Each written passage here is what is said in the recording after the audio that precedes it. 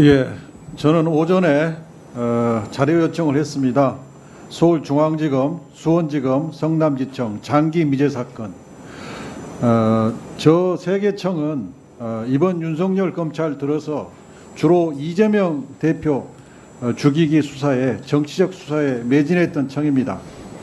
2022년이 윤석열 정부가 시작된 해니까 이때를 의미를 두어서 2021년, 2022년, 2023년을 비교해 봤습니다. 이 표는 3개월 장기 미제 검찰에서 저에게 제출한 통계를 가지고 작성했는데, 중앙지검이 2021년도에 1727건의 3개월 초과 미제가 있었는데 2023년을 보면 2021년 대비 1.6배가 늘었습니다.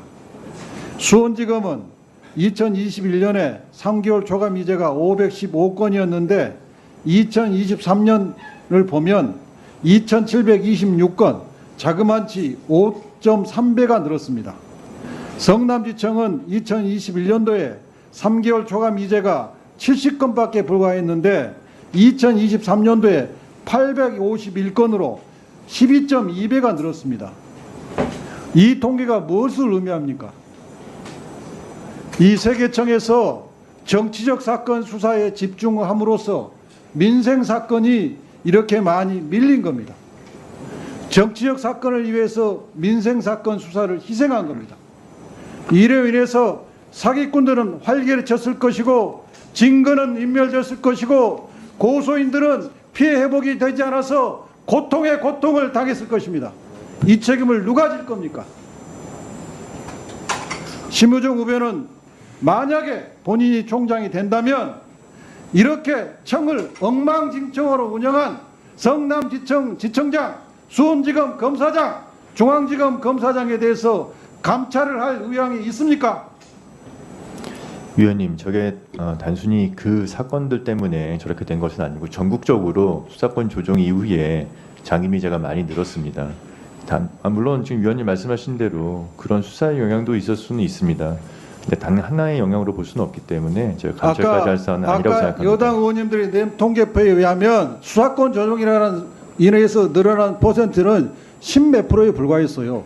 12.2배, 이것은 정치적 수사 이외에는 설명이 안 됩니다. 후보자의 답변은 이 정도 듣고,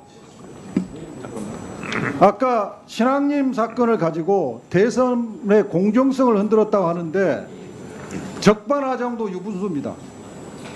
여러분 잘 아실 거예요. 장영하 변호사가 이번에 성남에서 출마해서 떨어진 국민의힘 소속 인사인데, 이분이 박철민이라는 국제마피아 조폭과 연계해서 이재명 대표가 대선 때 20억을 받았느니 1억 몇천을 받았느니 하면서 돈다발을 들이내밀면서 기자회견까지 했습니다. 대선 결과가 0.73% 차이고 24만 7천 표입니다. 만약에 이 정치 공작이 없었으면 대선의 결과가 바뀌었을 것입니다. 제가 이 사건을 당의 위임에 따라서 맡아가지고 재정신청 이유서를 써내서 결국 장영하 변호사가 선거법 위반으로 기소가 됐습니다. 그런데 그 당시 경찰은 장영하 변호사를 구속하겠다고 영장을 청구했는데 검찰이 영장을 기각하고 더 나아가서 무혐의까지 해버렸습니다. 이 무혐의 사건이 법원의 재정신청 사건을 통해서 바로 잡혔으니까 망정이지, 안 그랬으면 장영하 변호사는 이 큰 죄를 저지르고도 재판도 안 받았을 겁니다. 만약에 이 사건이 없었다면 대선에서 당선자가 바뀔 수도 있는 이 엄중한 사건이었어요. 이것은 명백히 대선 공작 사건입니다. 검찰이 이런 대선 공작 사범을 무혐의 결정을 했어요. 이것을 두고도 검찰이 정치적 중립을 지키면서 바른 수사를 했다고 얘기할 수 있습니까? 이런 수사를 했기 때문에 검찰이 오늘날 국민으로부터 이 지경의 실망감을 주고 있는 겁니다. 이 사건에 대해서 후보자는 총장이 되면 감찰할 의향이 있습니까? 제가 그 사건 내용을 잘 모르기 때문에 지금 제가 말씀드리긴 어렵습니다.